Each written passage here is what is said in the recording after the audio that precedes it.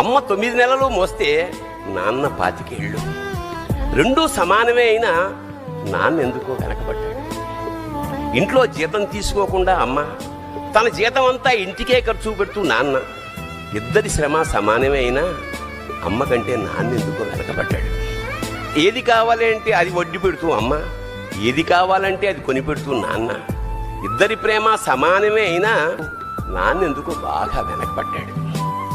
ఫోన్లోనూ అమ్మ పేరే, దెబ్బ తగిలినప్పుడు అమ్మ అని పిలవనే, అవసరం వచ్చినప్పుడు తప్ప మిగతా అప్పుడు గుర్తురానందుకు నాన్న ఎప్పుడైనా బాధపడ్డా? అమ్మకి అన్నో కొన్నో బంగారు నగలు, నాన్నకి బంగారం అంచున్న పట్టు పంచొకటి. నాన్న ఇలా వెనకబడిపోవడానికి కారణం ఆయన మా అందరికీ వెన్నెముక కావడమే.